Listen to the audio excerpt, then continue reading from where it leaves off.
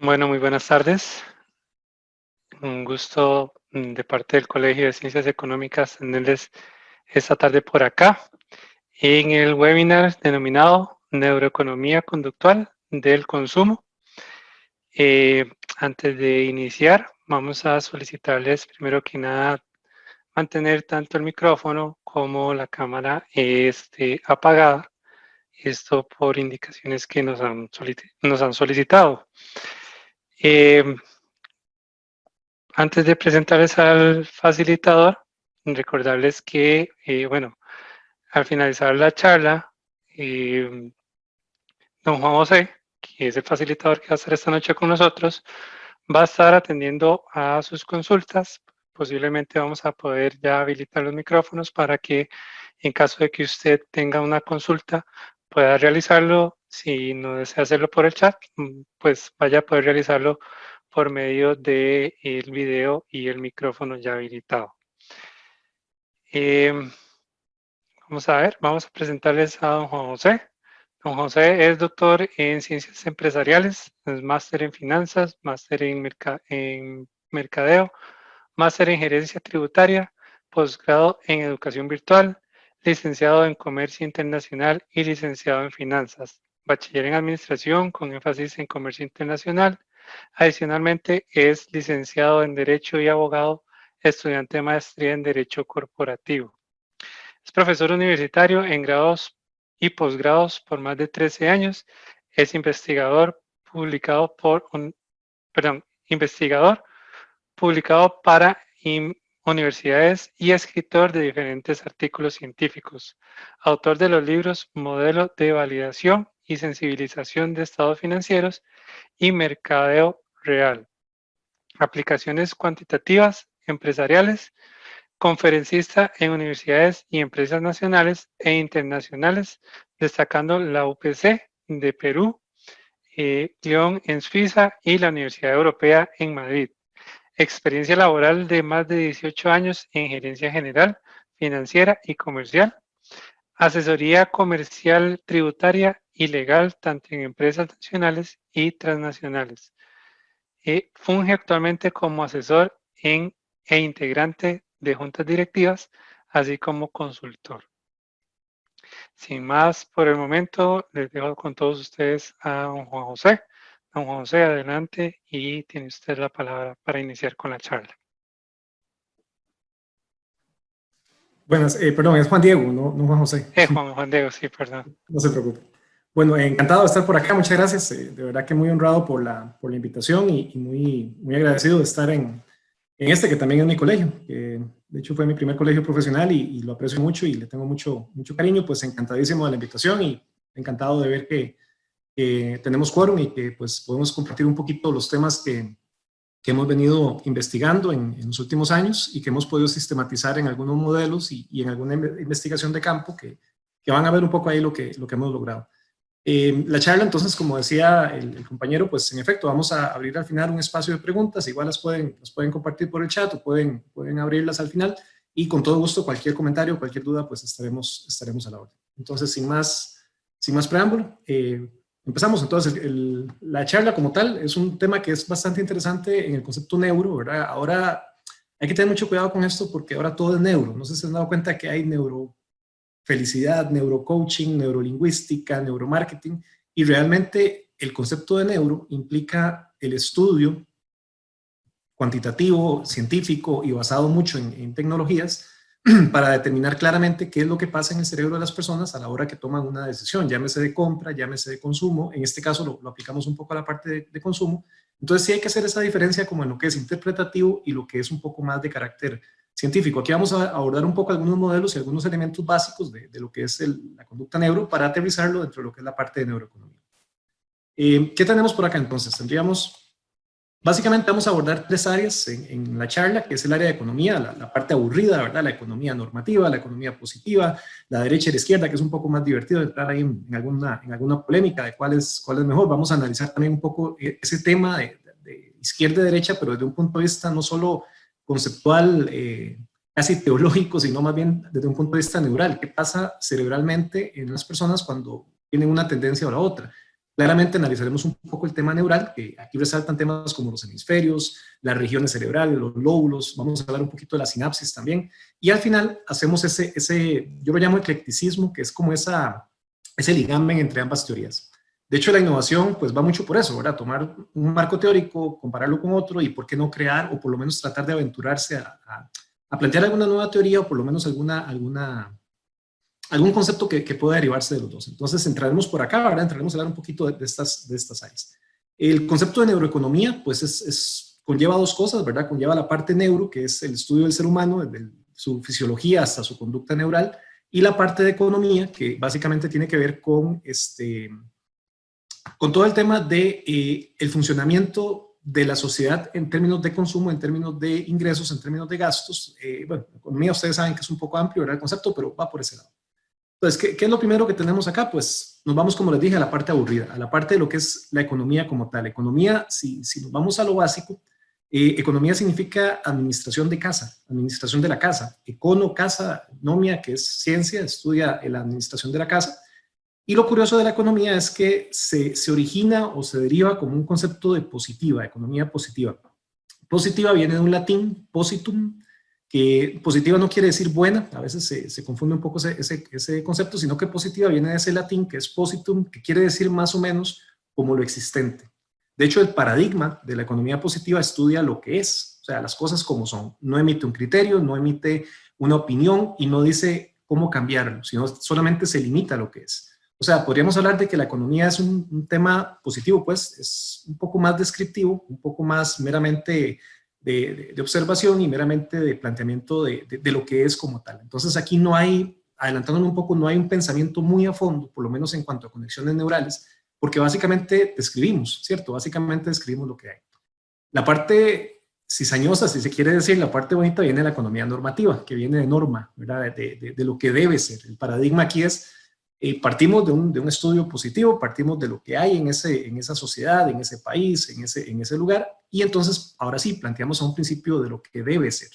Y lo que debe ser sí plantea un pensamiento más a fondo, un pensamiento más estructurado, incluso ahorita vamos a ver que neuralmente implica esa conexión sináptica más fuerte, esa conexión de diferentes regiones y diferentes hemisferios y diferentes lóbulos también cerebrales, para efectos de poder emitir ese criterio. Y aquí se crea una teoría que, bueno, pues ha matado más gente, yo creo que cualquier guerra del mundo, que es la derecha y la izquierda, ¿verdad? A la fecha todavía escuchamos todos los días que yo soy de izquierda, que yo soy de derecha, que el otro partido es de izquierda, que el otro es de centro derecha, y a veces se tergiversa un poco el concepto, ¿verdad? ¿Qué es derecha y qué es izquierda? Esto se origina desde que se sentaron a la derecha y a la izquierda en Francia, ¿verdad? Cuando estaba todo el tema de la revolución. Entonces ahí viene todo un concepto y se ha tergiversado un poco el concepto de cada uno de ellos. Aquí en este punto ya vamos un poco más allá. Aquí sí entramos a hablar un poco de lo que es opiniones, criterios, o sea, establecemos un proceso más de carácter analítico. Ya no solamente de escribir, sino entramos a analizar y a emitir un criterio. En términos muy generales, ¿verdad? En términos muy generales, porque aquí la filosofía económica es amplia y pues solo en esta diapositiva podríamos hablar toda la noche de lo que es una y que es la otra, pero en términos muy generales, la derecha como filosofía de la economía normativa básicamente se basa en un principio, digamos, del cual derivan diferentes subprincipios, que es la propiedad privada. La propiedad privada en la derecha es casi absoluta, es decir, es inconculcable. Lo suyo es suyo, usted se lo gana, usted lo tiene. Y casi que no hay una intervención estatal en cuanto a eso, porque esa propiedad es casi irrestricta, ¿verdad? Digo casi porque siempre hay extremos, ¿verdad? Y siempre hay partes en que no tiene que ser irrestricta. Recuerden que en la derecha siempre lo que se predica es el Estado pequeño, ¿verdad? El Estado sin una gran cuantía en cuanto a la participación, y la propiedad se deriva, o la riqueza se deriva de la competitividad. Es decir, usted entre más trabaje y entre más pueda acumular riqueza por mano propia, pues es suya. El Estado no es un benefactor en la derecha, el Estado se limita básicamente, incluso si nos vamos a la teoría más básica, la dicotomía fundamental del Estado de Thomas Hobbes, ¿verdad? Que decía que usted le puede quitar todo al Estado y hacerlo privado, y cuidado si no lo hace hasta más eficiente, ¿verdad? Y decía que solo habían dos cosas que no podían ser privadas, que era la seguridad del Estado como tal y la jurisdicción, o sea, los jueces, policías y jueces. Decía esta dicotomía, que todo lo demás puede ser privado y cuidado si no es más eficiente. Claramente aquí estamos analizando los extremos, ¿verdad? Obviamente ni un extremo ni el otro. En el otro extremo, ¿qué suele pasar? En la izquierda. Entonces aquí el principio básico, el principio que rige la izquierda, viene de la propiedad común. De hecho, el tema del comunismo viene de la propiedad común, ¿verdad? De una sola propiedad donde el Estado es el encargado de administrar esta propiedad y repartirla. Entonces aquí no hablamos de una liberalización, sino hablamos de una estatalización o estatización también, dependiendo del concepto. El Estado es amplio, ¿verdad? Y la propiedad aquí no se acumula por mano propia. Aquí la propiedad se acumula por una división social, es decir, el Estado es el que la reparte. El Estado la reparte, no importa la cuantía de trabajo que haga una persona, la propiedad es igual para todas. Cuando digo propiedad, hablamos de riqueza, básicamente, los factores económicos, tierra, capital, trabajo. Entonces, por lo menos el tema de riqueza se deriva de una repartición estatal. Entonces, claramente son extremos, ¿verdad? Los extremos no son, ya han probado históricamente que ni uno ni el otro. Los países más fuertes a nivel mundial siempre han sido países de centro, centro-derecha, centro-izquierda, pero de centro, ¿verdad? Un poco más marcado quizás al centro-derecha, pero países de centro. Ningún extremo, pues, tiende a ser malo. Tiende a ser, correcto, ni tiende a generar eficiencias en cuanto a materia económica. Entonces, partiendo de este principio, tenemos la teoría madre, la teoría básica, la teoría aburrida, le llamo yo, ¿verdad? Porque esta parte, pues, es muy filosófica, ¿cierto? Pero, ¿qué pasa si ligamos todo esto a la parte cerebral? ¿Qué pasa si ahora sí nos metemos en el cerebro y vamos a verlo? Lo primero que se generó a nivel neuro es esto. Es una teoría que parece mentiras, pero fue una verdad absoluta por años. O sea, se creía que tenemos 12 hemisferios, pero se creía que eran independientes completamente, se creían que eran separados y que cada uno trabajaba por aparte, que cada uno tenía sus funciones específicas y que básicamente usted o desarrollaba más uno o desarrollaba más otro. Lo cual claramente no es cierto. Con el tiempo, con los años, gracias a investigaciones nos hemos dado cuenta que no es así. Sin embargo, sí hay ciertas funciones que se derivan o que podrían extrapolarse a uno u a otro hemisferio. El lado izquierdo, como lo ven, ¿verdad? El lado izquierdo es toda la parte matemática, la parte simétrica, la parte un poco más de razonamiento, lo cual es relativamente cierto, pero lo que sí es cierto es que el hemisferio izquierdo es el hemisferio simétrico, o sea, la parte de inicios y finales, la parte de principios y líneas, la parte de formas cuadradas, de formas numéricas, de formas más puntuales, quizás sería la palabra. Y la parte derecha, pues es un poco más la parte de la imaginación, la parte de las figuras, de la parte de las siluetas, de los colores. Entonces, no es que uno sea racional y el otro sea emocional, ya vamos a ver que no, pero sí podemos hacer una interesante separación entre lo que es la simetría y la asimetría. Y una cosa muy interesante es que el cerebro sí está conectado como al revés, con las manos e incluso con varias partes del cuerpo. La mano izquierda se controla con el lado derecho y viceversa. O sea, la parte izquierda del cuerpo tiende a controlarse con el hemisferio derecho. Entonces sí hay un tema ahí incluso de visión, ¿verdad? Toda la teoría de la neurovisión, lo que está alineado a la izquierda tiende a tener un impacto más en el hemisferio derecho y viceversa. Entonces un poco ahí, no quiero ni remotamente decir que un hemisferio se asocia a una corriente económica ni la otra, ¿verdad? Sino que uno tiende a ser más simétrico, más cuadrado y el otro un poquito más de siluetas, más de curvas, ¿verdad? Que sería esto. Una cosa importante que se descubrió no hace mucho, ¿verdad? Que es lo que está en el centro del cerebro, a lo que llamamos el cuerpo calloso. El cuerpo calloso es ese mediador entre los hemisferios. Se dice que es el mejor mediador del mundo porque lo que hace es conectar los hemisferios y permite pues hacer un pensamiento más complejo entre esa hemisferialidad que tenemos en el cerebro. Esto fue una verdad absoluta por años, ¿verdad? Y se creía que eran separados. Incluso se creía que los zurdos eran más creativos que los derechos, porque tenían un acceso más directo al hemisferio derecho. Y pues realmente no, realmente el cerebro se ha descubierto que es un músculo y como todo músculo se puede ejercitar. Pues sí hay ciertas disposiciones y ciertas predisposiciones genéticas, pero se puede entrenar. Posteriormente se descubrió esto, que es muy interesante. Aquí mucho neurocientífico lo comparte la teoría, mucho científico no lo comparte. Pero lo cierto del caso es que sí está el cerebro dividido en estas tres. ¿Dónde es que no se comparte mucho? En el hecho que trabajan independiente. De hecho, si me preguntan, yo creo que no trabajan independientes, el cerebro es uno solo. Lo que pasa es que hay regiones que tienden a controlar más o menos una parte. Y tenemos tres cerebros. Hay una palabra que yo siempre les digo, cuando vean esta palabra en una charla, en una exposición de algo neuro, y vean la palabra del cerebro reptiliano, esa palabra prendan las alertas. Se le dice así, pero ese no es el nombre científico. El nombre científico es el cerebro instintivo.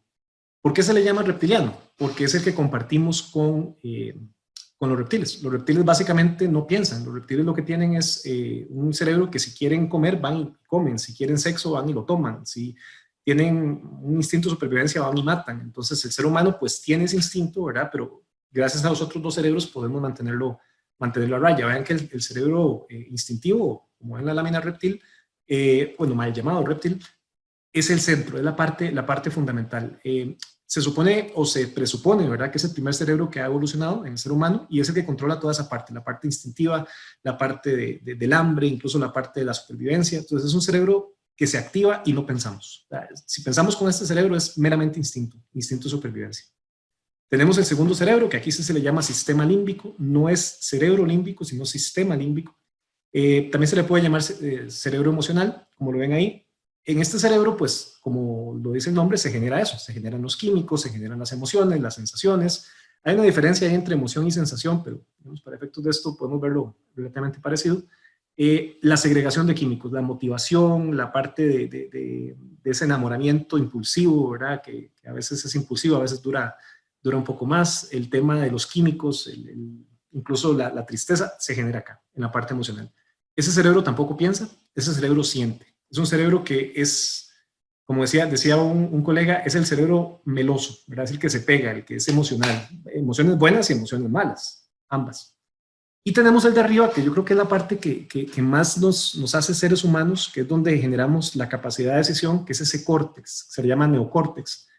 Neo por el hecho de que es el que se presupone que es el último en evolucionar en el ser humano. No hay un animal en la Tierra que tenga un córtex a la misma proporción que la tenemos los seres humanos. Hay 2 o 3 animales, el delfín incluido, el lobo incluido, que sí desarrollan un córtex, pero no a estos niveles, ¿verdad? No tienen esa capacidad de pensar. Gracias a ese córtex es que generamos música, creamos teorías, hacemos filosofía, hacemos matemática. Gracias a ese córtex nos hace seres humanos. El libre albedrío, ¿verdad?, que en cualquier filosofía que uno quiera definir, es lo que nos hace seres humanos, indiferentemente de creencias y toda esa capacidad de decidir, la generamos en el neocórtex. Entonces yo sí soy de la teoría de que el neocórtex es lo que nos hace ser seres humanos, ¿verdad? Las emociones no es que estén malas, pero los animales también tienen emociones y la parte instintiva también la tienen, pero esa capacidad de decidir, esa capacidad de estructurar ideas, de generar pensamiento complejo, la generamos ahí. Aquí es un tema interesante porque muchos animales no tienen ni siquiera tan desarrollado la parte emotiva. Muchos animales son más de instinto, ¿verdad? Perros, gatos son más de instinto que de emociones. Y hay más de uno que tiene el perro y dice, no, mi perro sí me quiere. En cierto caso sí tienen emociones, claramente, pero no a ese nivel tan complejo como los seres humanos, ¿verdad? Mucho de estos animales, los gatos, por ejemplo, tienen un instinto pero increíble, ¿verdad? Y el gato, de hecho, decían por ahí que se queda con usted hasta que encuentra a alguien mejor, por un tema de instinto, ¿verdad? Entonces es un tema complejo. Ese cerebro también, esa teoría se conoce como la teoría del cerebro triuno, ¿verdad? 3 en 1. También fue una verdad absoluta por bastante tiempo, y posteriormente fue evolucionando un poco la teoría gracias a investigaciones. Aquí hay una prueba muy sencilla que vamos a hacer para determinar qué tanto se acciona el cerebro izquierdo, el cerebro derecho, los hemisferios, pues, o el sistema límbico o el sistema neocórtex. No es ni remotamente absoluta, pero tiene una validez, ya la hemos probado y nos ha dado una validez como de un 80%. Es muy sencilla, probablemente la han visto, y es esto. En voz alta, lo más rápido que puedan, lean las palabras en orden de izquierda a derecha para abajo.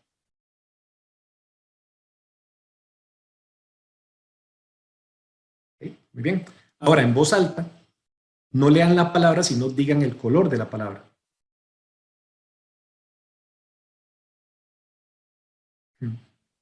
Pensaría yo que por el tipo de colegio, que es un colegio de ciencias económicas, y partiendo de una suposición de que la mayoría son de ciencias económicas, la palabra se les facilita un poco más.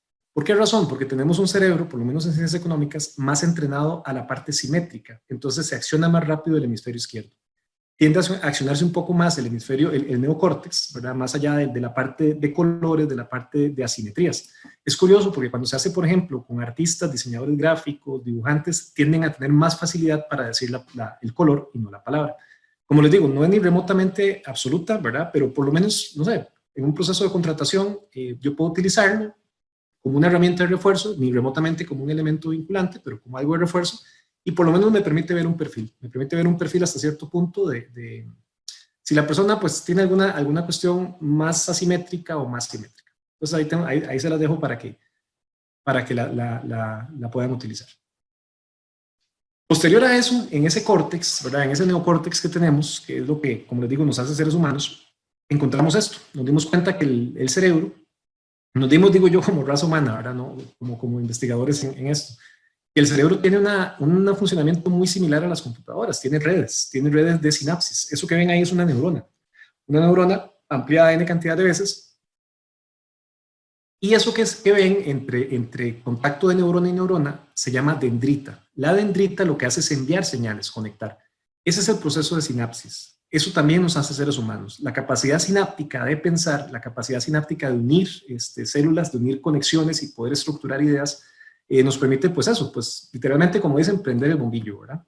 Tenemos 3 estadios acá, 3 momentos. Tenemos una presinapsis, que es más o menos eso que ven en pantalla, donde usted trató de entender, pero no lo logra, ¿verdad? El ser humano quedamos ahí, como que, bueno, una primera impresión, pero no logramos estructurar una idea. Tenemos después una sinapsis, que sería el segundo momento, que es donde las neuronas empiezan a conectar. Y finalmente tenemos la postsinapsis, que es cuando se prende el bombillo. O sea, literalmente se vería la neurona prendida, hay un enjambre sináptico y eso hace que estructuremos ideas.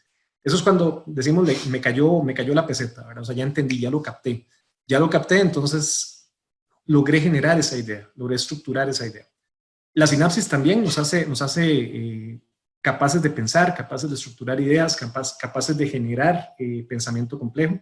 Y es muy curioso porque la forma de generar sinapsis, la herramienta por excelencia, no son las imágenes, es el texto. Curiosamente, el texto obliga al cerebro a trabajar un poco más. Entonces, la palabra hablada o la palabra escrita es lo que nos hace activar un poco más la sinapsis, ¿verdad? No quiere decir que las imágenes no, las imágenes también lo hacen, pero no en la misma medida. Entonces, algo tan sencillo como, por ejemplo, una pieza gráfica, si yo quiero que la persona piense un poquito más, le pongo texto. Si quiero que no piense, pues le pongo más imágenes, o por lo menos que no accione tanto la parte sináptica. Esto más o menos sería una postsinapsis, como lo ven, ¿verdad? Ven que la neurona se prende literalmente y vean atrás como las otras neuronas se prenden. También se conoce como enjambre sináptico y eso es literalmente lo que nos permite estructurar esas ideas más fuertes y mucho más a fondo. Una cuestión interesante es que parece ser que las dendritas en el cerebro femenino es más fuerte que en el hombre, o sea, que la mujer por sí misma ya tiene más capacidad de pensar más rápido que el hombre, tiene más conexiones incluso. Entonces ya nos llevan una gran ventaja en eso, ¿verdad? Tienen un cerebro mucho más rápido y mucho más fuerte que nosotros, al punto que cuando están conectando una idea, están pensando en otra, y nosotros apenas vamos por la primera, ¿verdad? Entonces ahí es un tema interesante de cerebros. Hay toda una teoría de la neuroanatomía femenina y masculina, y en todas les garantizo que es mucho más fuerte y más resistente y más rápido el cerebro femenino que el cerebro masculino. Es bien interesante.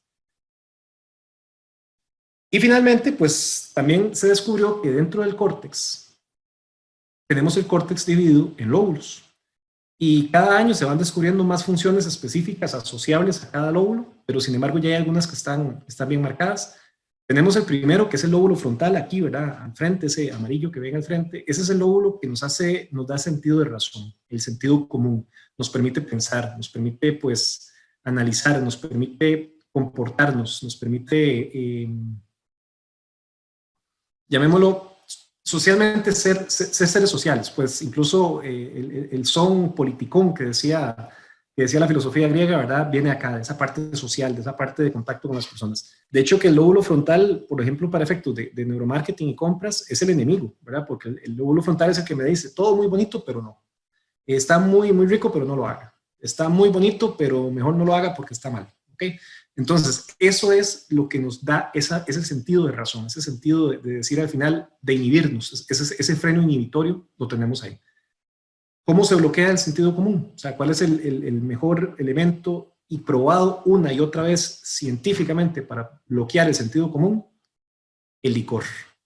El licor se va directamente al lóbulo frontal, desinhibe a la persona y la persona actúa con cualquier otra parte del cerebro, pero no con el lóbulo frontal. Hay cierta lógica en que dice que la persona tomada dice la verdad. Sí, sí hay cierta lógica, porque está bloqueando el freno inhibitorio y está hablando con cualquier otra cosa, ¿verdad? Está hablando con el lado derecho, con el cerebro emocional, etcétera. Entonces es interesante porque incluso vean que el área motora, lo que llaman el área de Broca, está ahí, que es el área que controla el lenguaje. El licor también hace eso, bloquea la capacidad de hablar. ¿Por qué? Porque se va directamente ahí. Tenemos el lóbulo parietal, que es el color rosado más o menos. Este lóbulo tiene una función muy interesante. Este lóbulo controla la parte aritmética, la parte matemática, pero también la parte de movimiento y también la parte de análisis de textos. Entonces vean qué interesante esto. Siempre se ha dicho que si usted es bueno para la matemática, es muy malo para analizar textos, o que si, por ejemplo, es muy bueno en derecho, es porque es malo en matemática. Y eso no es cierto. Incluso el área del cerebro que parece activarse en las dos carreras, matemática y derecho, o economía y derecho, y parece ser la misma, el lóbulo parietal. Entonces es un tema nada más de adecuar el cerebro y trabajarlo un poquito. El verde, que es el lóbulo temporal, están a los lados, olfato y la parte auditiva. Ese es el más fuerte en cuanto a impulsos porque se conecta directamente con el cerebro instintivo y genera ese impulso, se conecta con una parte que se llama el hipocampo y genera todo lo que son instintos muy rápidos, incluso los aromas, el aroma a galleta, el aroma a chocolate, el aroma a hospital, que a todos nos genera algo, ¿verdad? Nos genera por lo menos una resistencia, es porque se entra directamente ahí, al lóbulo temporal y se va directamente al cerebro instintivo. Entonces, claro, va a activar recuerdos, va a activar sensaciones, etc. Y atrás, vean qué interesante, el azul es el lóbulo occipital. El lóbulo occipital tiene que ver con la parte de visión y vean qué curioso, los ojos están al frente. Entonces, para que la visión llegue al lóbulo occipital, que es el que la interpreta, tiene que pasar por todo el cerebro. Con cualquier cosita se puede distraer. No es tan efectiva la visión como lo es el audio o como lo es el olfato, por lo menos en términos de generar impulsos. Entonces es muy interesante esa parte que está atrás, ¿verdad? En el cerebro, que está casi aquí atrás. El cerebelo, abajo, que es interesante porque es la única parte del cerebro que conscientemente no podemos accesar. O sea, es decir, yo no puedo conscientemente entrar al cerebelo. Ahí está el subconsciente, está el tema de los sueños, el factor onírico, está por ahí. Y el bulbo raquídeo, que es lo que nos llega hasta abajo, que es parte del cerebro instintivo. Hay un tema ahí, yo no lo comparto mucho, pero sí hay un par de estudios interesantes que habla de que quienes padecen de insomnio porque sueñan mucho, una buena manera de tratar de no soñar es tratar de acordarse todo lo del día antes de dormir, porque entonces usted lo que hace es sacarlo del cerebelo y enviarlo al cerebro consciente. Hay un par de estudios ahí, sí parece que hay algo, ¿verdad? Pues claramente que hay que analizarlo un poco más, pero tiene su lógica, porque estoy tratando de volver un recuerdo subconsciente en un recuerdo consciente. Entonces vean qué complejo que se vuelve todo esto, ¿verdad? Bastante complejo. Llegamos a un punto donde tenemos cerebros, emociones, tenemos lóbulos, tenemos regiones, y todavía eso nos falta agregarle algo. Vean qué interesante lo fuerte que es su sentido común. Hay un tema acá que se llama la teoría simétrica cerebral, que básicamente lo que detalla es que el cerebro se enfoca en el inicio y en el final. Al cerebro no le interesan los detalles, y esto es muy curioso porque uno va a cualquier universidad y le van a decir que cuide los detalles, una relación de servicio al cliente, por decir algo. Parece que no, parece que más bien es el inicio y el final. Obviamente no es que se va a descuidar el resto, pero lo más importante es cómo se inicia y cómo se termina. Vamos a una película, nos acordamos del inicio y del final. Creo que todo el mundo, si hacemos una pequeña encuesta acá, todo el mundo se acordaría de su primer beso, pero casi nadie se acuerda del cuarto o quinto beso.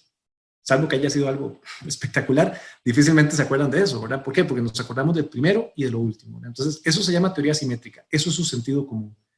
Nuevamente, una vez tuve la oportunidad de hacer esto con 3 personas, poco pasados de tragos, y no lo leen. Verán que no lo logran leer. ¿Por qué? Porque el sentido común se bloquea. Entonces, claramente no puede tener ese inicio y ese cierre. Esto es fundamental porque ese inicio y cierre revela la importancia que le da el cerebro a cerrar las cosas. Y esto en el tema de la crisis, que también vamos a tocarlo, es muy importante. La capacidad de poder cerrar un proceso. Un cliente, por ejemplo, no debería irse nunca diciéndome la última palabra. Yo debería decirle la última palabra. En algo tan sencillo como eso. Que él me diga, muchas gracias, con mucho gusto. Porque si yo lo dejo a él con la última palabra, neuralmente el proceso no se le va a cerrar.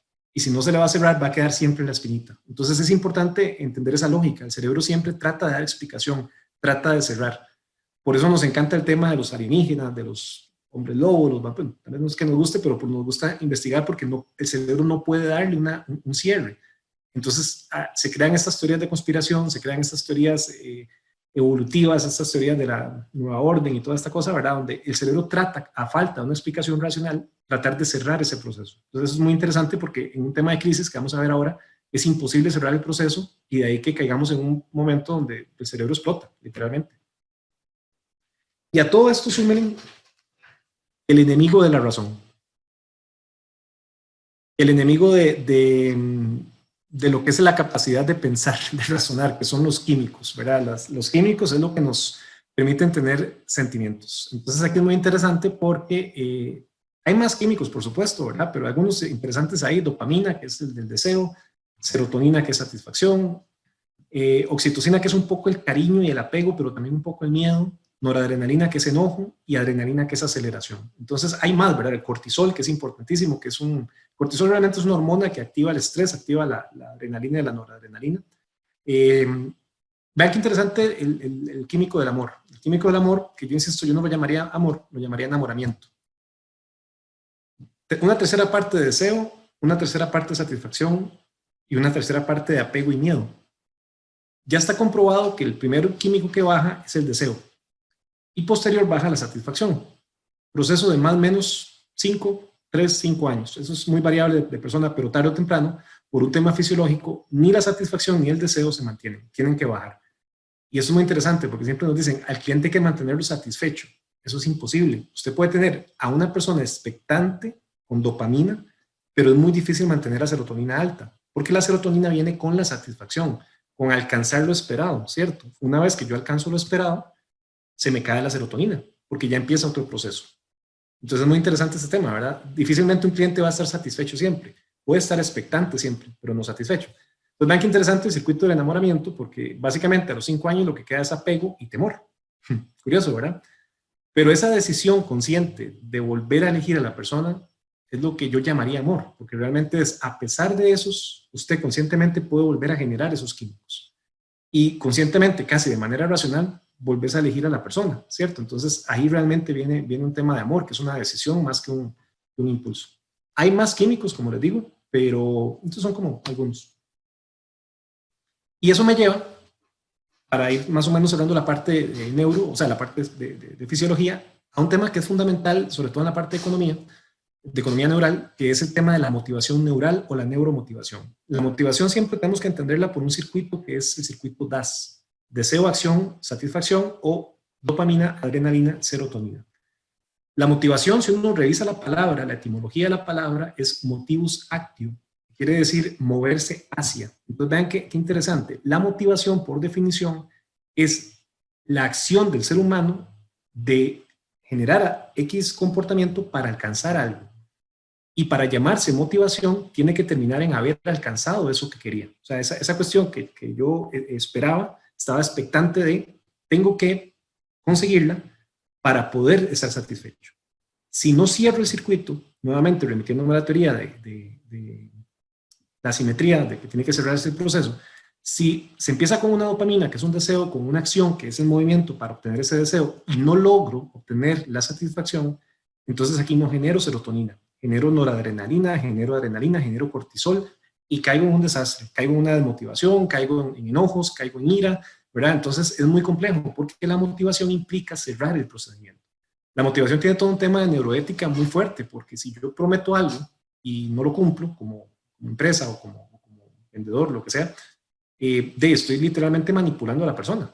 Y conociendo que lo que tengo, lo que puedo hacer es tenerlo expectante y nunca lo satisfago, tengo un tema de ética de por medio. Pero bueno, al final el tema no es ético lo que estamos discutiendo, y lo cierto del caso es que las empresas se crean para hacer dinero, pero sí hay un tema de ética, ¿verdad? Sí hay un tema de ética, porque en esencia estamos, qué complejo, porque estamos manipulando las emociones humanas con este tipo de cosas. Y lo más interesante de la motivación es verla gráficamente. Vean qué interesante esta lámina. La motivación también se le llama el circuito SARA, Sistema Articulador Reticular Ascendente. En español quiere decir básicamente que empieza a subir. ¿Lo ven ahí? Se genera ahí en el centro del cerebro, en esa parte casi instintiva, donde está el 1, ¿verdad? En el 1, que es la sustancia negra, donde ahí generamos todos los impulsos para llegar a esa motivación. Empieza a subir, se llega a la parte límbica, se carga de químicos, y cuando llega al sentido común, en el punto 6, que uno diría, bueno, el sentido común me puede decir, no lo haga. La persona está tan motivada, tan, llamémoslo entre comillas, la información tan corrupta con químicos, entre unas grandes comillas, que ya no va a decir que no. Entonces vean qué interesante como la motivación me define mucho el comportamiento. Esa capacidad que tenga la persona de generar químicos, más o menos, me define el comportamiento de la persona. La generación de químicos es compleja, ¿verdad? Porque muchos de los problemas emocionales, incluso algunos psicólogos hablan de que viene por acá, por una no capacidad de controlar esa generación excesiva de químicos. De como todo en la vida, cualquier exceso es malo, ¿verdad? Entonces, vean qué complejo cuando la motivación es tan fuerte que llega al inicio y aunque la persona sepa que hay algo malo, lo va a hacer, ¿verdad? Lo va a hacer. Entonces va a comprar un producto, se va a endeudar a 30 años plazo para ir a ver un partido de la selección fuera del país. Y eso lo digo por experiencia de una persona conocida que lo hizo, ¿verdad? Que sacó una deuda de como a 20 años plazo para ir a un mundial de fútbol. Entonces uno dice, de ahí no hay razón, ahí hay un tema emocional. No estamos discutiendo si es correcto o incorrecto, pero hay un tema emocional. Ahí no hay un tema de razón, ¿verdad? ¿Por qué? Porque probablemente la decisión se tomó en un circuito de esos. Entonces vean qué complejo que se vuelve el ser humano, ¿verdad? Tenemos cerebros, motivaciones, tenemos químicos, bueno, tenemos N cantidad de cosas y es un poco complejo, ¿verdad? Somos bastante seres bien complejos. La parte de la emoción yo diría que nos hace más complejos todavía que incluso la parte de la razón. La razón es relativamente entendible, la emoción no se entiende. La emoción a veces se toman decisiones impulsivas por emoción, como decían, consumo de corto plazo con deuda de largo plazo. Eso básicamente es un consumo emocional con una deuda racional. O sea, racionalmente vas a pagar 30 años o 10 años por un consumo inmediato, ¿verdad? Entonces ahí ese tema hay que tener cuidado. Nuevamente vean lo que son los químicos. ¿Cuántas Fs de Fabiola ven en esta lámina? Lo más rápido que puedan. Probablemente dijeron 2 o 3. Hay 6 Fs. Están obviando las palabras off. ¿Por qué razón? Porque el cerebro, nuevamente, como el cerebro piensa tan rápido, el cerebro tiene que cerrar procesos. Cuando tenemos palabras tan grandes como experience, combine, finish, en relación a palabras como off, el cerebro se las come. Al cerebro no le importan los detalles, le interesa el cuadro grande, ¿verdad? Le interesa ver todo en la perspectiva. Entonces, usualmente, ya si uno lo ve con más calma, pues va a ver las palabras, obviamente, pero de primera entrada casi siempre se ven 2 o 3.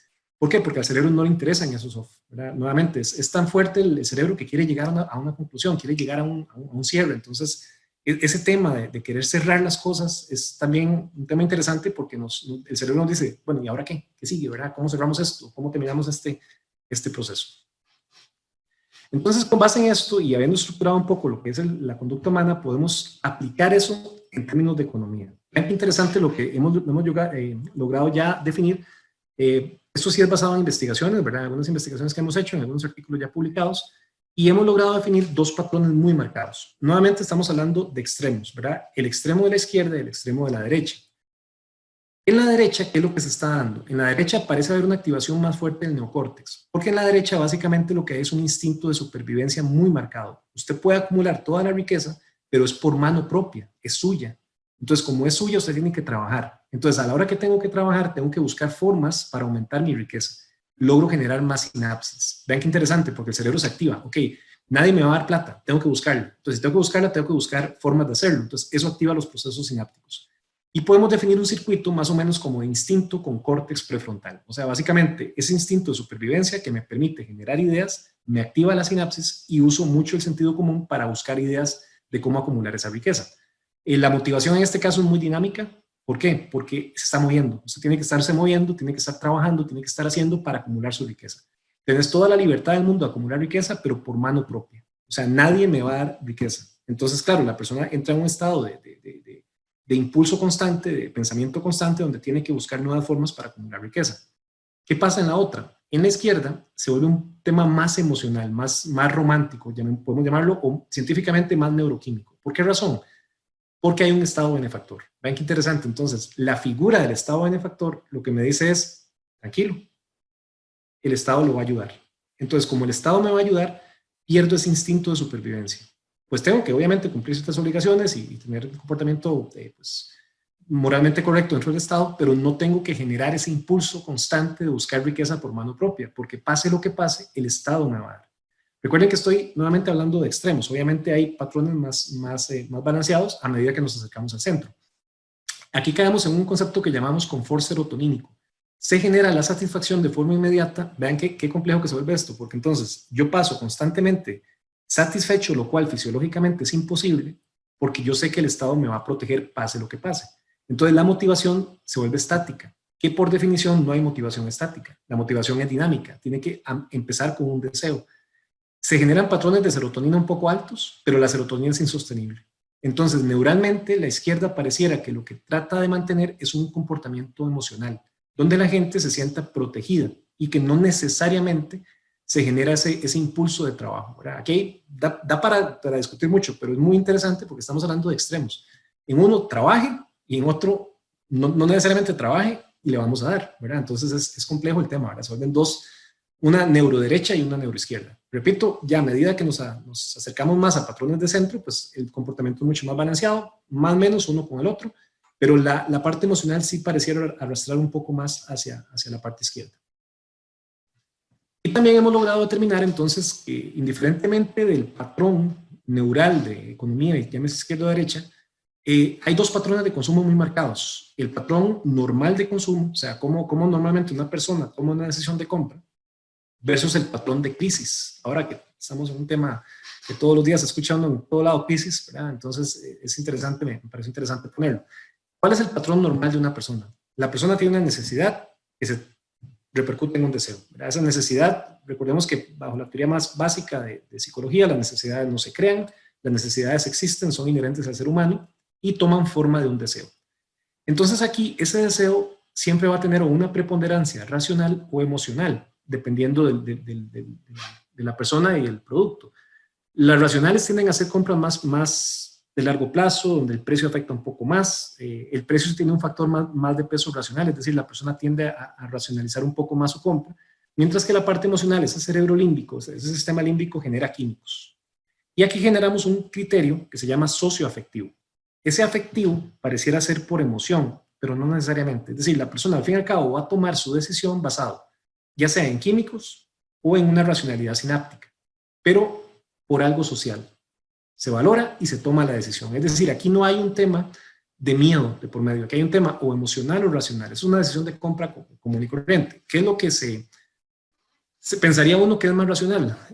Compras de disfrute de corto plazo que no tengan deudas, ¿cierto? Y compras de disfrute de largo plazo que tengan una deuda más racional. Eso es lo que uno pensaría que sería la forma racional de comprar. Sin embargo, siempre hay decisiones irracionales. Las emociones siempre van a afectar y siempre van a tener ese contexto emocional de afectación.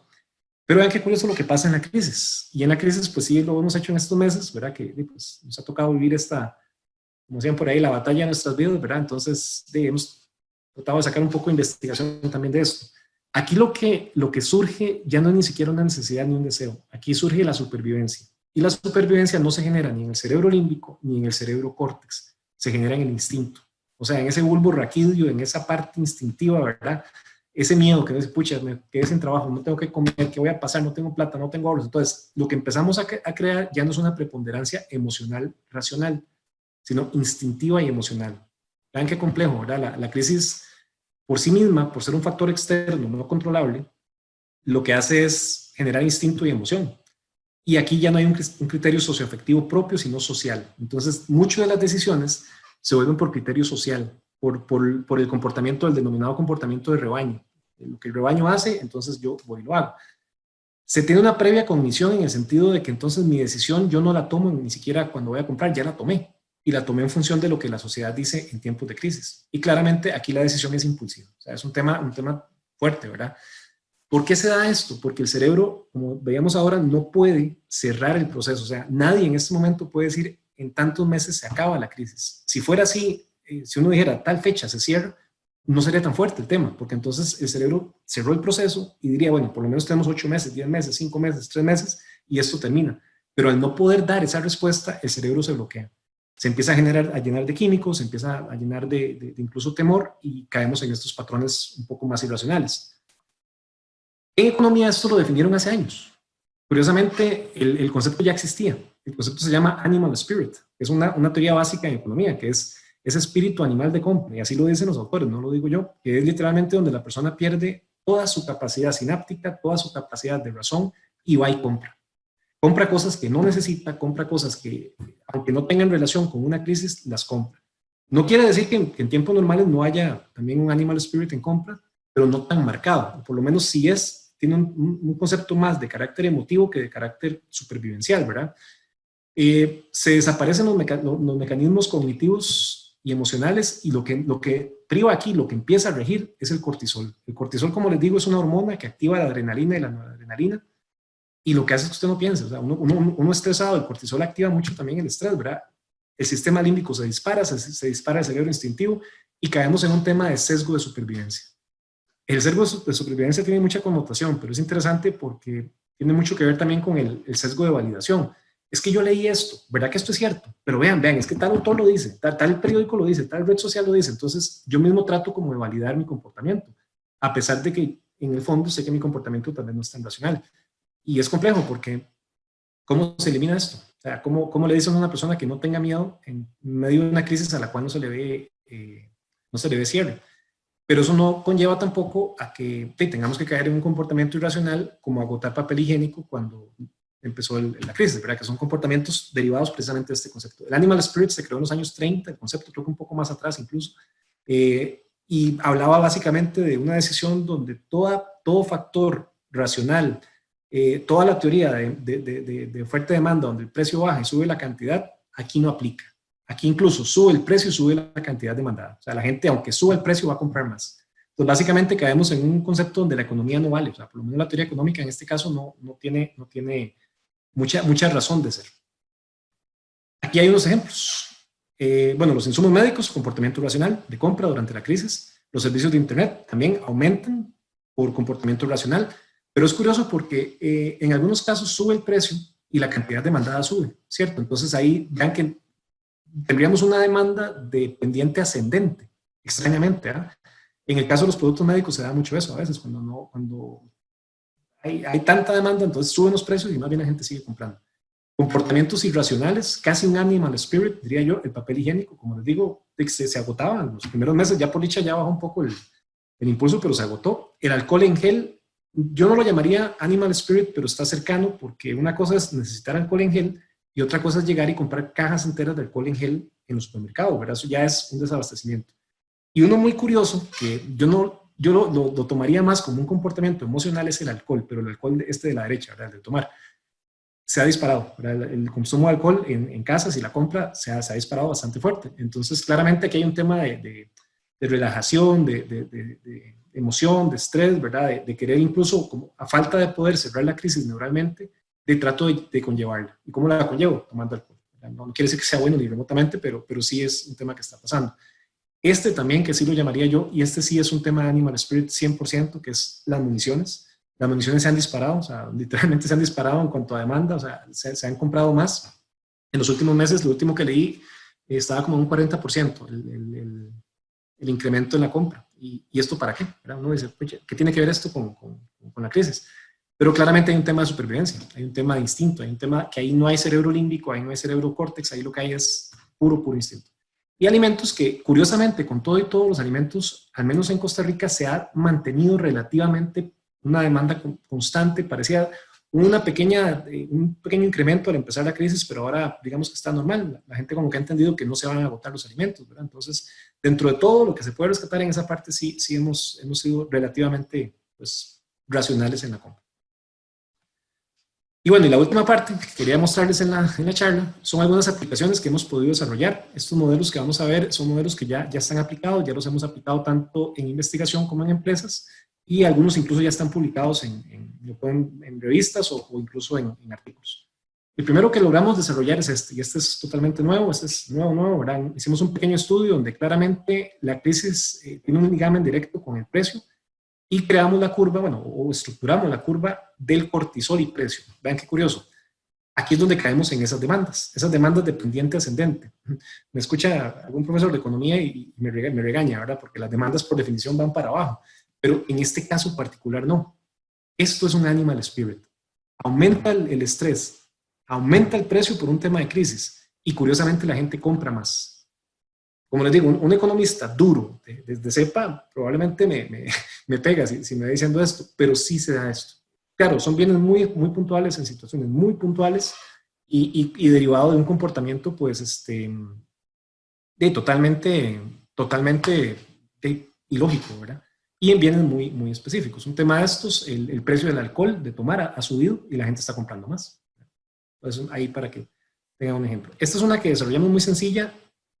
Esta la desarrollamos hace unos años, es muy interesante porque es un gráfico, igual tiene un modelo y todo, ¿verdad? Y lo que podemos determinar son, en un conjunto de clientes o en un solo cliente, cuánto de sus ventas son por factor emocional, o sea, el límbico, y cuánto son por factor racional.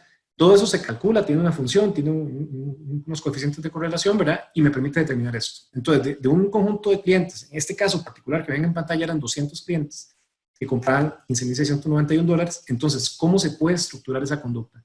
Aquí aplicamos mucho el concepto de matemática inductiva, que es básicamente cuando usted agarra, pregunta ítem inductivo y matemática inductiva. Cuando una pregunta, usted trata de indagar algo que la persona cree que es tal cosa, pero realmente estoy preguntando otra cosa y después a la hora que lo tabulo le doy vuelta y luego, hago unas ecuaciones ahí para llegar a un dato inverso. Entonces es muy interesante porque es un criterio de medición cuantitativa, pero cuantitativa con rasgos cualitativos. Entonces es muy interesante cómo se logra hacer. Este ya está probado, lo hemos probado ya varias veces y lo hemos podido replicar y me permite ver esto. Y lo más interesante, me permite ver esto. En mercadeo, particularmente, y en mercadeo económico, uno planteaba siempre la decisión de compra, aquello que era cuánto por emoción, cuánto por razón y cuánto por factor desconocido. Esa ecuación existe, esa ecuación es, digamos, lo que se ve básico en micro o en mercadeo de consumo, pero ese factor desconocido nunca bajaba del 40. Por más que usted trataba de hacer y trataba de hacer y trataba de hacer, sacaba tanta emoción, tanta razón, corría datos, volvía a correr datos, pero nunca bajaba ese factor desconocido. Con este modelo, estas curvas verdes, que en economía las llamaríamos curvas de indiferencia económica, aquí las llamaríamos curvas de indiferencia neural, me permiten entonces estructurar la demanda, pero por tres curvas. La racionalidad normal y la emoción. Entonces, en ese caso me permite estructurar una conducta y nos permitió bajar incluso en 10 puntos el factor desconocido. Esto es muy interesante porque realmente cuesta ver una ecuación de compra con datos reales donde el factor desconocido baje de 40. Entonces ahí también lo aplicamos, igual a la misma muestra de clientes que se les hizo la anterior. Esto suena como muy complejo, ¿verdad? Pero en esencia es esto, como lo ven ahí, ¿verdad? Es tomar variables cualitativas económicas, ¿verdad? Uno diría qué complejo que no son racionales, porque la economía, si algo me he dado cuenta yo es que no son racionales, las decisiones de compra nunca son racionales, la emoción priva más que eso, y me permite hacer esto, ¿verdad? Todo el día pensando en números, cifras, cuentas, cálculos matemáticos, porcentajes, no te das cuenta cuánto daña nuestra relación. Sí, un 63%. O sea, póngale un número a algo que parece no cuantificable. Este está recién salido del horno, está recién publicado, está en una revista de una universidad estatal del país. Y aquí lo que logramos crear fue la curva celeste, la curva de demanda neuroeconómica.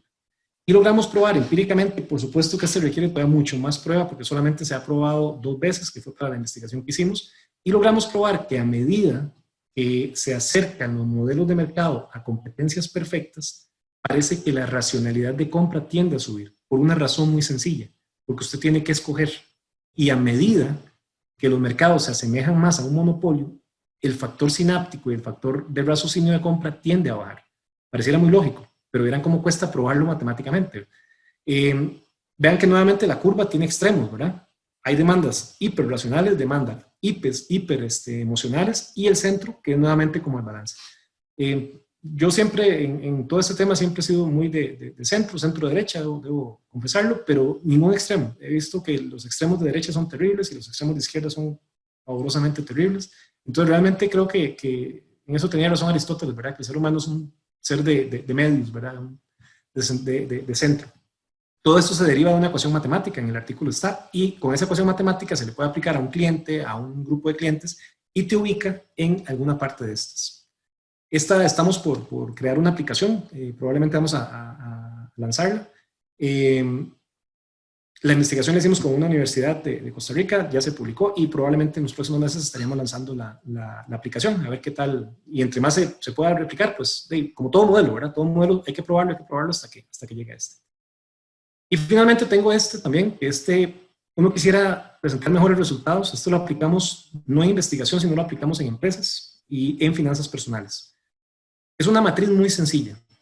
Cada uno de esos gastos lo logramos definir con varias investigaciones y cómo estructurar el tipo de gasto que una persona o que una empresa tiene. Funciona un poco mejor para personas. Deberíamos siempre, como personas, enfocarnos en los 4 que están a la derecha y arriba. Supervivencial, deuda apalancable, ahorro y gasto operativo. Cada uno de esos tiene una definición que es, se le explica al cliente de qué trata cada uno y se le pide que haga una ponderación. Se evalúa, se hace una auditoría y uno quisiera que la mayoría de gastos de la persona del 100% estén a la derecha y arriba. Lamentablemente no. Muchos caen a la izquierda y abajo. Gasto límbico, o sea, emocional, innecesario. Arriba a la derecha tendríamos gastos neocortesianos, o sea, gastos racionales de prioridad alta, ¿verdad? Y de necesidad alta. Entonces ven que es una matriz que conlleva 4 tipos de gastos, 4 tipos de variables, ¿verdad? Que son prioridad, neocórtex límbico y necesidad. Entonces, permite hacer ese cruce. Y nos permite estructurar más o menos el patrón de gasto de una persona, en qué se gasta el dinero y en qué se gasta, pues, sus ingresos. Entonces, funciona muy bien, ¿verdad? Sobre todo para finanzas personales. Hacer el ejercicio uno también, miren que es interesante. De mi parte, pues, sería esto. Espero que haya sido de interés, que les haya, pues, agradado la charla. Ahí les dejo mi correo, ¿verdad? Y también me pueden seguir en LinkedIn, que es la red social que manejo.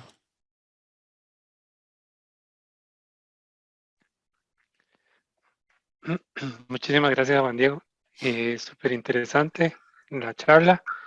Por acá hay varios chats que tenemos. Igual, como lo mencionábamos, se va a habilitar los micrófonos por si alguna persona desea hacer alguna pregunta y no realizarla por medio del chat. Por acá en el chat, Juan Diego decía una participante que muy interesante la información que nos estás compartiendo en relación a lo que nos comentaba sobre la teoría del doctor MacLean. Podríamos decir que la teoría podría ser de cierta manera válida si la ampliáramos sobre un aspecto funcional de las estructuras neurosemáticas. Por ejemplo, el sistema instintivo se le llama así porque justamente es donde se gestionan algunas funciones vitales como la defensa, el hambre, entre otras. El sistema límbico porque allí está comprometidas, algunas estructuras como la amígdala, y quien junto con el núcleo accumbens regula la parte de las emociones. Y el córtex, ¿verdad? También debido a las funciones ejecutivas que gestiona el lóbulo frontal. Eh, Nos pregunta que si eso es correcto. Además, podríamos tomar esa teoría como como un, como un desarrollo evolutivo del hombre y le agradece. Ok. Ahí me escucho, sí.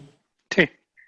Sí, excelente. Bueno, creo que súper atenta la persona que hizo la pregunta, muy buena la pregunta, excelente, súper completa.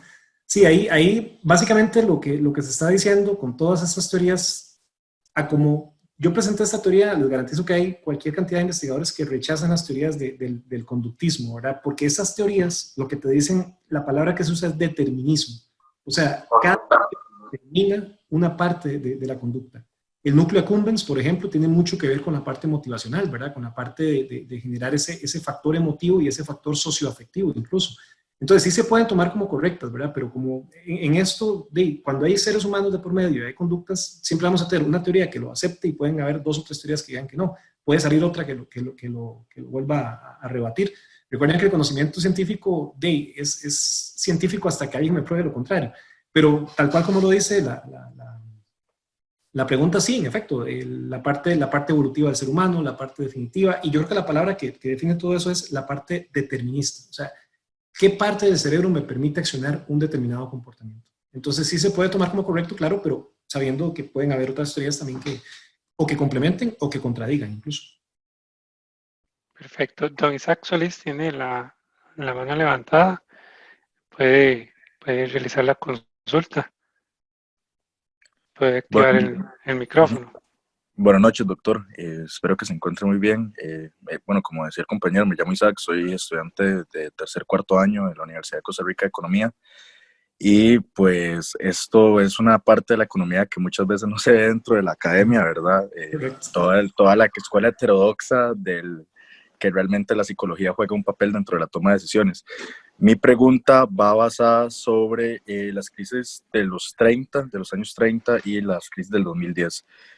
Situaciones donde el mercado, pues, era, dentro de los últimos 200 años, nunca había estado tan liberalizado, y más bien es cuando, y no hay épocas de crisis, más bien se supone que es cuando la gente ha estado mejor, bueno, económicamente, hay todo un boom expansivo dentro de la economía, y se ven comportamientos irracionales dentro de las personas, ¿verdad? Como usted bien lo dijo, los espíritus animales dados por Keynes, que luego dice, critica muchísimo, ¿verdad? También, pero dentro de su charla usted menciona que más bien este comportamiento irracional se da mucho más en las situaciones de crisis. No sé si usted, doctor, bueno, o ha habido literatura al respecto de cómo es que las personas en tiempos de apogeo, en tiempos de buenas situaciones, más bien llevan a tomar decisiones poco racionales. Muchas gracias. Excelente, Isaac. Sí, tenés toda la razón. Primero, bueno, lamentablemente todavía no hay un curso que se llame neuroeconomía, porque sería interesante, ¿por qué no ponerlo? Al final, en economía siempre el tema que yo le digo a la gente, usted es libre de creer lo que quiera. Usted es libre de casarse con una izquierda o casarse con una derecha, de casarse con una teoría estatal o una teoría de liberalidad, pero que me enseñen ambas teorías y que sea yo quien lo defina, ¿verdad? Eso es el tema racional. Planteas una pregunta muy interesante en el sentido de que, bueno, primero que no se observa en las universidades, y creo que es un tema que en todas las universidades realmente me enseñan modelos, pero no me plantean que detrás de esos modelos hay gente. Hay personas que son los que definen el comportamiento de grupo, ¿cierto? Y la economía tiene una falencia, y esto sí es una falencia terrible, que se basa en comportamientos promedio. O sea, lo que vemos en una demanda, que es ese modelo de proyección, porque realmente un modelo de oferta-demanda es un bayesiano, creo que se llama el plan, el modelo.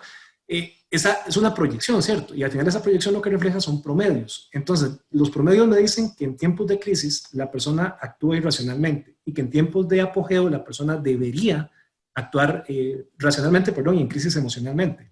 Lo que pasa es que los promedios no son absolutos, ¿cierto? Entonces, en efecto, en épocas de apogeo, donde hay libre mercado, donde todo el mundo tiene dinero, donde se puede comprar, y la gente sigue haciendo cosas irracionales, la gente sigue endeudándose, ¿cierto? La gente sigue comprando consumo de corto plazo con deuda de largo plazo. Entonces, ¿cuál sería la respuesta?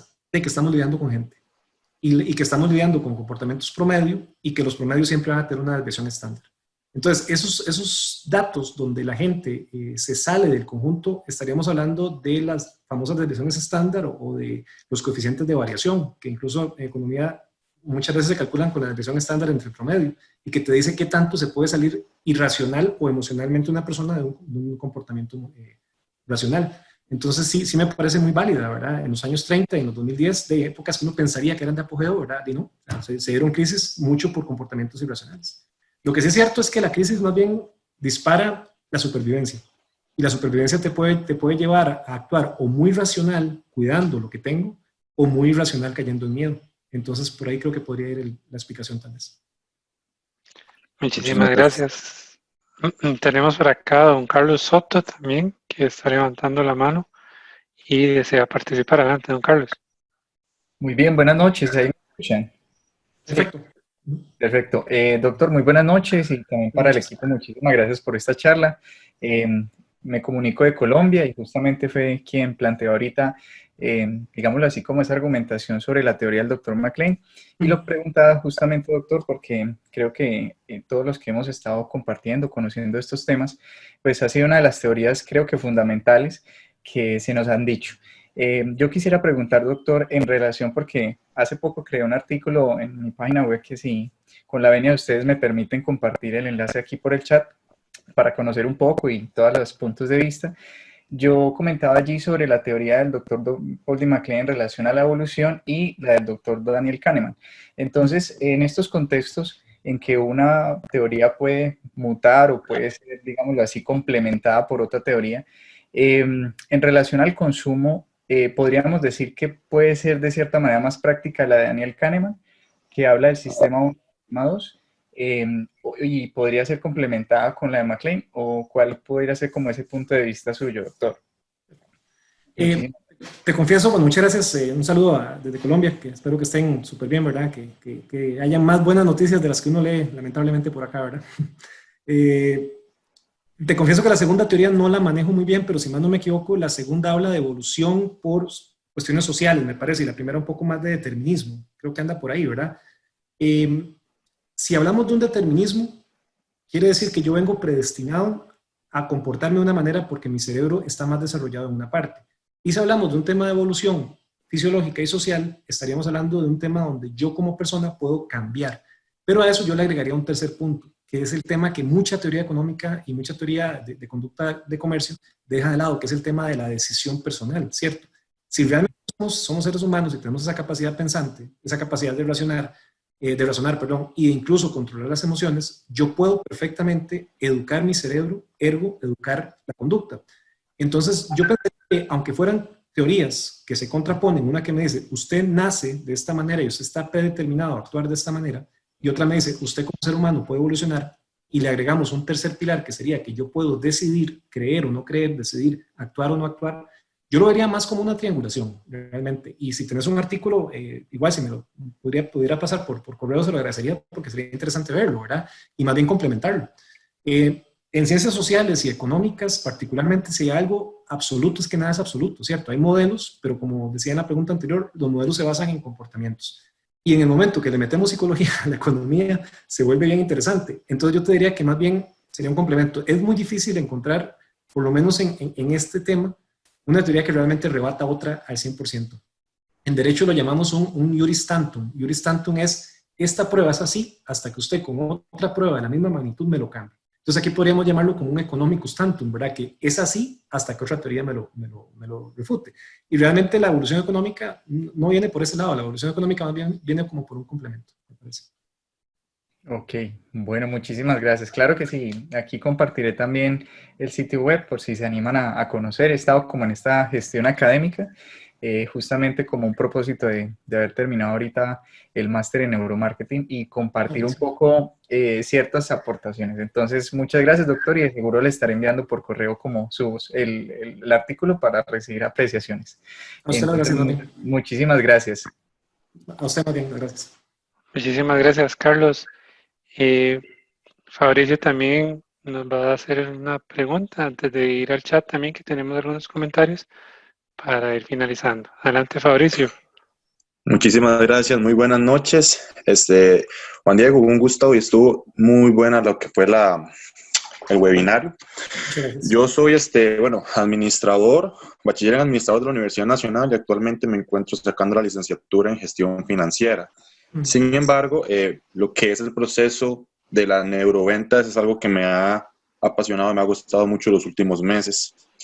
Yo inicié una empresa hace unos 2 meses y mucha de la estrategia de contenido o de marketing que estoy realizando en la página, quiero enfocarla mucho a los diferentes aspectos que toca la neuroventa en el proceso de compra. Entonces, mi pregunta sería la siguiente: ¿cuál de las partes del cerebro es que en mayor porcentaje participa en la decisión de compra de un producto o un servicio? Y teniendo este dato, ¿de qué manera se puede aplicar esto a una estrategia de contenido de marketing dentro de las redes sociales? Ahí te respondo con una de las cosas más inteligentes que se crearon en los años 90 como teoría, que se llama el enfoque de contingencias, ¿verdad? Y el enfoque de contingencias plantea científicamente que cada situación es independiente de la otra. En palabras sencillas, depende completamente del producto, del mercado, de la situación. Sí hay una máxima que en mucho lo que es neuroventa y neuromarketing se trabaja con máximas, ¿verdad? Que nuevamente son comportamientos promedio generados, que parte de que la emoción priva sobre la razón. Y que incluso hay autores que hablan de un 70-30, que las decisiones son 70% emocionales y 30% racionales. Entonces, digamos que basándonos en esa teoría, pero repito, todo depende del producto, depende de lo que estés vendiendo, depende del medio que estés usando, depende del código cultural de la persona, ¿verdad? Y el código interpretativo de la persona, pero podríamos partir, sin saber mucho, ceteris paribus, ¿verdad? Que la emoción tiene mayor impacto. Entonces, sin conocer mucho a fondo qué es el producto, te podría decir que las imágenes tienen un poquito más de impacto, por lo menos de corto plazo y emocional. Sin embargo, vendiendo es un tema más de largo plazo y un poco más racional, ocupas un proceso más sináptico, ocupas más información. Y en ese caso ya empieza todo el tema de lo que es neurodiagramación, si quieres diagramar hacia la derecha, hacia la izquierda, si quieres ver el punto focal hacia arriba y a la derecha, si quieres ver, por ejemplo, una asimetría o una simetría en la página o en el catálogo que estés usando. Entonces depende completamente del producto, pero sí puedes partir del principio de que la emoción tiende a privar más sobre la razón. Entonces los químicos, ¿verdad? Que por imágenes tienden a tener un poquito más de impacto, por lo menos de corto plazo, que el texto. Perfecto, muchísimas gracias, don Juan Diego. Con todo gusto. Juan Diego, por acá nos preguntan que si puede recomendar algún libro acerca de la charla. Sí, bueno, hay varios.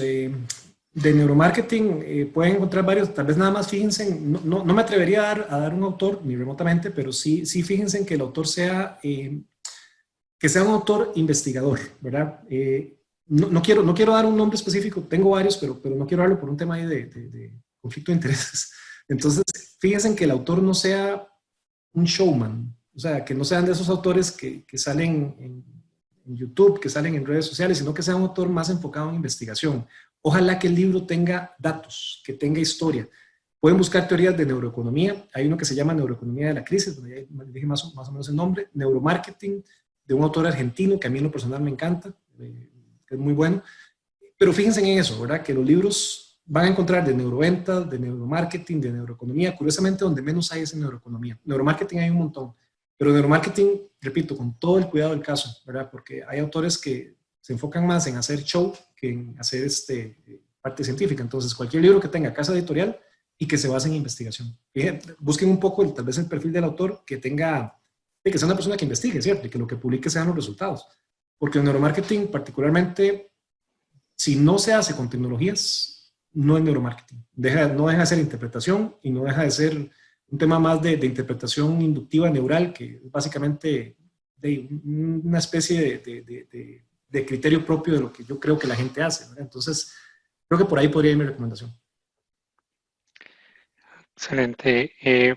Bueno, recordarles que esta charla nosotros la vamos a estar subiendo al canal del colegio en YouTube. Usted ingresa a YouTube y pone Colegio de Ciencias Económicas y ahí va a aparecer ya posiblemente en el transcurso de la próxima semana. Para quien quiera volver a pues, ver la charla y pues tratar de aprenderse más los conceptos, ¿verdad? Y todo lo que Juan Diego estaba hablándonos. Por ahí en el chat, Juan Diego, nos agradecían que estaba súper interesante la charla, que, bueno, súper interesante, nos indican por ahí, y nos agradecen la explicación que nos brindó usted. Vamos a ver por acá también. Sí, súper interesante. Buenas noches. Ok, el link de la grabación, como les mencionaba, se va a estar subiendo a nuestro canal de YouTube. Por acá nos dice mercadeo real, aplicaciones cuantitativas e empresariales. Ese es mi libro, ese libro salió. Bueno, ese es el libro que nos estabas diciendo. Sí, ese es mío, ese libro es mío, ese libro está disponible y es no tanto la parte neuro, pero sí es matemática aplicada para mercadeo. Entonces, modestia aparte es un buen libro. Ok, por acá nos dice muchísimas gracias, don Juan Diego. No siempre se da la explicación desde el lado de la salud, donde el factor humano es el más importante para conocer el mercadeo, o el mercado, sí. Sí, es muy importante la parte yo no la llamaría salud porque yo no soy profesional en salud, ¿verdad? Sino más bien la parte de conducta, la parte de conducta de la persona y entender un poco los determinantes de esa conducta que al fin y al cabo te definen los modelos económicos, pues. Entendemos. Bueno, Juan Diego, muchísimas gracias por esta importante charla. Agradecerle a todas las personas que estuvieron con nosotros, inclusive que estuvieron desde Colombia también, ¿verdad? Súper importante para nosotros. Agradecidos, desearles una feliz noche. Muchísimas gracias a usted nuevamente, don Juan Diego, por el tiempo brindado. ¿Algún comentario final para despedir la charla? No, nada más agradecerles. Yo muy honrado, como les digo, de estar en que también es mi colegio. Y mi consejo sería, busquen la fuente siempre, ¿verdad? Lamentablemente estamos en una sociedad donde se les está dando más pelota y más cuerda, por llamarlo de alguna manera, a redes sociales que a investigaciones. Y creo que de todos los que estamos de una u otra manera en educación, en la parte profesional, somos los llamados a crear nuevas cosas, ¿verdad? A crear nuevas cosas y analizar un poco más lo que está pasando, sobre todo en esta guerra que nos ha tocado pelear. Entonces, siempre revisen la fuente y siempre que emitamos una opinión, la opinión tratemos de que esté basada en algo, ¿verdad? Porque si no, solamente será una opinión. Y pues agradecerles, de verdad. Muchas gracias. Muchísimas gracias, Juan Diego, y muchísimas gracias a todos ustedes y todas las que estuvieron con nosotros.